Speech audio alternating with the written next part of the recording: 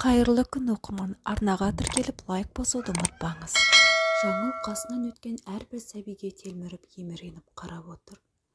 Өмірдің мәні мен сәні сәби екенін енді түсініп отырғандай. Көздерінен еріксіз жас моншақтар жерге түсуде. Бақыт осы бір сәбиге тірілгеніне іштей қапалы. Мен не жаздым, мені сәбимен сынайтындай. Кімге не жамандық жасадым екен дейді. Қай жерден қате кетірдім. Енді не болар екен алдағы өмірім. Бала сүймесем, Ерланның маған деген махаббаты өшеді ғой. Қу тіземді құшақтап, өзім қаламын ба деп болашақты ойлап, өз ойынан қорқып кетті. Жоқ, Ерлан мені жақсы көреді ғой. Бірге бәріне жетеміз. Бір-бірімізге деме боламыз деп келіскен едік қой. Ерланның олай жасауы мүмкін емес дейді. Өз оймен арпалысып отырып, қалай кеш қарайып қалғанын білмей қалды. Қой, үйге барайын деген ой тұрса да, аяғын санап, сүйретіп әрең келе жатыр. Сол үйге еш барғысы жоқ. Не айтамын? Менен жақсы жаңалық күтіп отырған шығар. Таңертеңгісін дәрігерге көнуге кеткенін біледі. Бірер күн бұрын жүрегі айнап жүргенге көтердім бе деген үмітпен дәрігерге барса, ештеңе де жоқ. Бірақ неге көтермейтініңді білмеймін. Көтере алатын қабілетің бар, денің сау, үміт үзбе деп жібереді дәрігер. Расында үйіне келсе енесі мен жолдасы асыға күтіп отыр екен. Кіргеннен сұраулы жүзбен Жаңыл жаққа қарап еді, үндеместен бөлмесіне кіріп кетті. Екеуі де ештеңе сұрамады. Шамасы білді ғой, еш нәтиже жоқ. Жаңылдың жаралы жүрегіне жара салмайын деп, жолдасы да барынша көңілін аулап жатыр. Жаным, мен сені жақсы көремін. Бәрі алда, барлық сынаққа төземіз. Еш мойыма, мен сенің жаныңнан әркез табыламын дейді. Ерланның бұл сөздері Жаңылды қайта қуанттырғандай, өз-өзіне келіп, кешкі тамақтың қамына кірісіп кетеді. Ерлан мен Жаңылдың үйленгеніне 5 жыл болды. Екеуі студенттік шақта танысқан еді. Екеуі де ауылдың қара домалақ қызы мен ұлы. Бір жоғарғы оқу орнына түсіп, сол жерде танысқан. Достасып, 2-3 жылдай жүреді. Бір-біріне бауыр басып, көрмесе тұра алмастай халге жетеді. Оқуды аяқтап, екеуі шаңырақ көтереді. Дүркіреп тұрып той өтеді. Ерланның әкесі жоқ еді. Ерлан кішкентай кезінде о дүниелік болып кеткен. Әкесінің армандаған тойын өткізгеніне анасы қуанды. Әкесінің жоқтығын білдіртпеуге тырысты. Ерлан 4 қыздан кейінгі жалғыз ұл. Анасы барын салып мектептің полын жуып, балаларын оқытып-шоқытып бір-бір дипломнан алып берген. Әкелері болмаса да ешкімнен кем қылмай өсірді. Енді міне барлық балаларын аяқтандырып қуанып жүр. Осы балалардың бейнетін көрдім. Енді тек рахатын көрейін дейді. Жаңыл келін болып түскеннен маған немере туып бер де, өздерің қыз бен жігіттей болып жүре беріңдер, мен қараймын дейтін. Міне сол немересін күтіп жүргеніне бақандай 5 жылда өте шығыпты. Ерланның анасы момын, көрегенді, дана кісі еді. Келіннің қандай жағдайда жүргенін түсініп, ештеңе айтпайтын. Басқа біреу болғанда, баяғыда ақ балама туатын әйел әперемін деп ажыратып жіберуші еді. Бұл кісі жатса да тұрса да бір немерені аңсап, Құдайдан немерелі болсам деп сұрап жүр. Көршілермен сөйлесіп қалса болды, ана бедеу келіннің әлі жүр ма, неге тумайды, жаспын деп әлі жүр ма деп тиісетіндері де шықты. Оған еш жаспастан, мен өзім айтып отырмын жұмыстарыңды істеп, жағдайларыңды жасап алыңдар деп.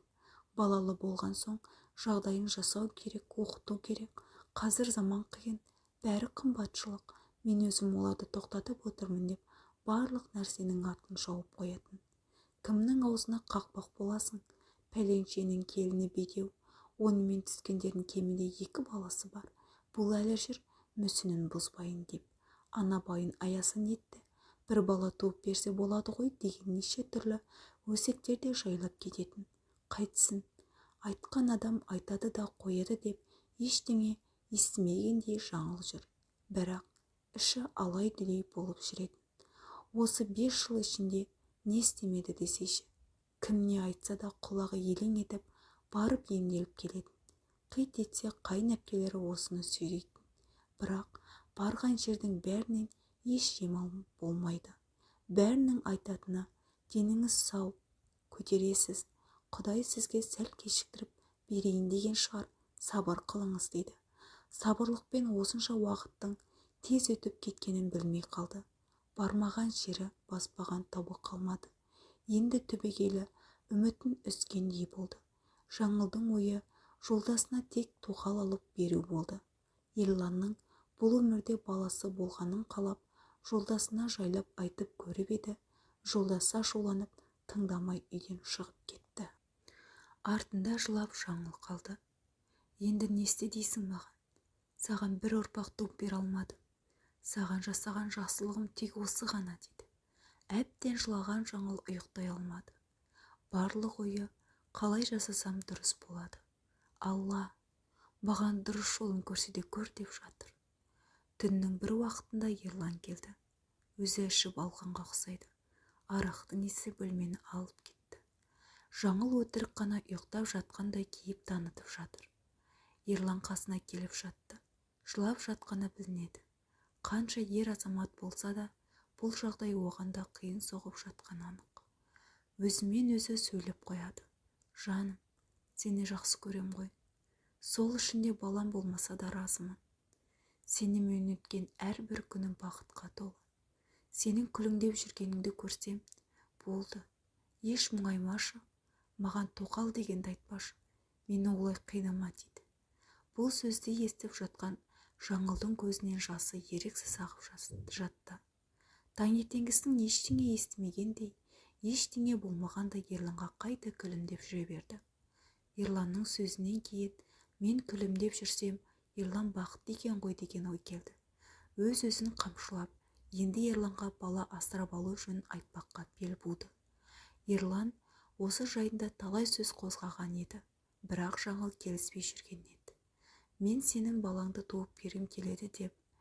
Міне, бүгін асырап алу жөнінде сөйлесіп, екеуі өзара келісімге келді. Екеуі де бақыттан басы айналып жүр. Осы жаңалықпен бөліспек болып қайынәпкелерін үйге шақырып, өз шешімін айтады. Ерлан бұл уақытта жұмысында еді. Бұндайды күтпеген қайынәпкелері қуанып, құттықтап жатыр. Жаңыл бәрінің қуанғанына өзі де қуанышты болып жүр. Тамақ шайларын беріп, сиыр сауып келейін деген Жаңыл сыртқа шығып кетеді. Қора жаққа барса, бұзауы еміп қойған екен. Қой, бүгін маған сүт бұйырмаған екен деп үйге ерте келіп қалады. Есіктен кіргенде өз құлағына өзі сенбеді. Бір әпкесінің сөзін құлағы шалып қалады. Әпкесі Ерланның бала сүймейтінін білсе не болар еді деп жатқан екен. Аптығып ішке кіреді де: сіз не деп отырсыз дейді. Әпкесіне қарап: дұрыс түсінбей қалдың деп әпкесі ақталып әлек. Жоқ, мен бәрін естідім. Бұл қалай болғаны? Ерланның бала сүймейтіні. Сіз бәрін біліп, ештеңе айтпадыңыз ба дейді. Маған бәрін айтыңыз деп төбелеп тұрып алады. Кешірші Жаңыл, кешірші мына бізді. Иә, рас, Ерлан бала сүйе алмайды. Оның баласы сүю қабілеті өте аз. Саған айтсақ, Ерланды тастап кете ме деп қорықтық. Сондықтан ештеңе айта алмадық дейді. Бұл қалай болғаны? Қай уақыттан бері білесіз? Кішкентай бала күнінен білеміз. Кішкентай күнінде операция жасалып, дұрыс жасамаған екен дейді. Төбесінен мұздай су құйғандай аптырап: неге айтпадыңыз? Неге айтпадыңыздар? Бәрін біліп мені ақымақ қылдыңыздар ма? Мен өзімді кінәлі сезініп, қанша ұйқысыз жылаумен түндерді өткізгенімді білесіздер ме? Мені ары да бері сүйрелеп емдеттіңіздер. Маған оңайма қайта-қайта ем қабылдау. Бәсе, неге тек мені ғана апарады деймін. Бәрін біліп қалмасын деген екенсіздер ғой. Бар нәрсені маған жауып қоя салғандарыңыз ба? Осы уақытқа дейін айтпай не істеп жүрсіздер? Бір шешімін табар едік қой. Тастамас едім ғой Ерланды. Жақсы көріп үйлендік емес пе біз дейді. Мен болсам ұрпақсыз өтпесін деп тоқал бермекші болдым. Қаншама уақытты жоғалттық. Осы уақытқа дейін айтқанды мен түсінер едім деген ағыл-тегіл болып жылайды. бір кезде ерлан біле ме деп бұл жағдайды сұрайды. Жоқ, оған айтпашы, жалынамын, білмейді. Ол кезде ерлан кішкентай, оған айтпадық дейді. Мүмкін осы аз мүмкіндікпен де әке болатын шығар деген үміт болды бізде. Сондықтан ештеңе айтпадық. Сіздер сонда мені ойламай, өз інілеріңізді ойладыңыздар ма? Мен тоқ сыртынан естімегенде әлі де құпия болып қалар ма еді деп жаңыл әбден осы уақытқа дейін ішінде жатқан бар өкпе-назын айтып бір жеңілдеп қалды. Сосын әпкелеріне қарап, ерлан жұмыстан келіп қалады. Сыр бермеуге тырысайық. Ерлан естісе, оған ауыр тиеді. Ол мұндайға шыдай алмасы анық дейді. Ерлан да жұмысынан келіп, әпкелерінің келгеніне мәз. Арқа-жарқа болып әңгіме айтып, балалы болатынына қуанып отыр. Еш түр білдірместен өзін жинап алған Жаңыл да күлімдеп шыға келді. Жаңыл Ерланды еш жазғырмады. Ерлан білмеген, мені бедеу деп жүрсе де, маған қолды көрсетіп, осынша уақытта бала туып бермедің деп бір ауыз сөз айтпап еді. Сол үшін де Ерланға ештеңе айтпады. Жабулы қазан жабулы болып қала берсін. Бәріне кінәлі дәрігерлер бір отбасыны баладан ажыратқан. Тағы да сырғыбай өтті.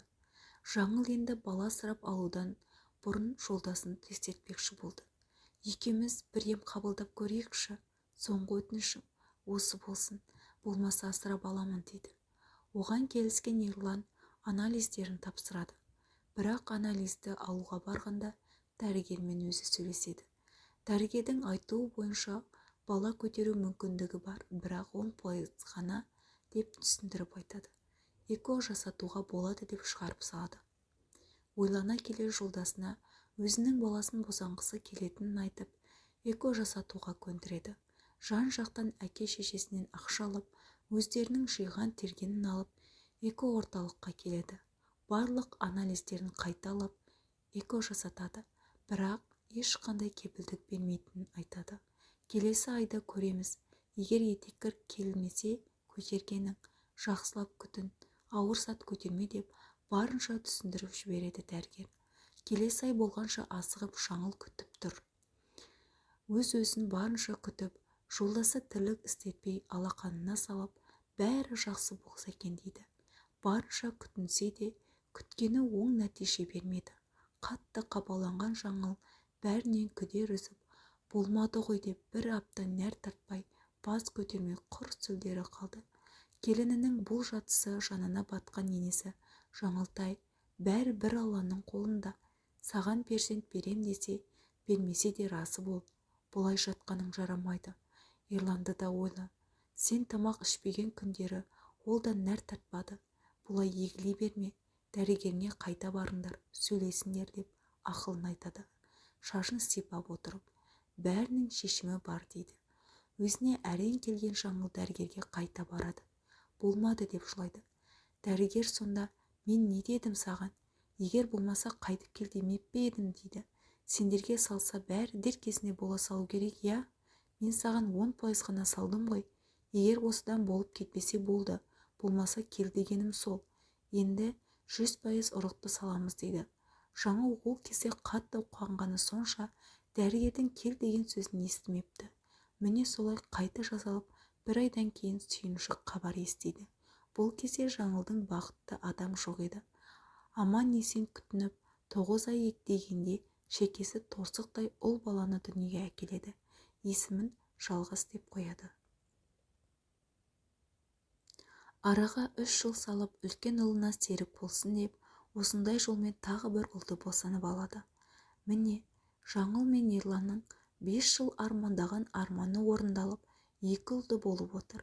Әжелері көптен күткен немерелерін өзі қарап арманына жетті.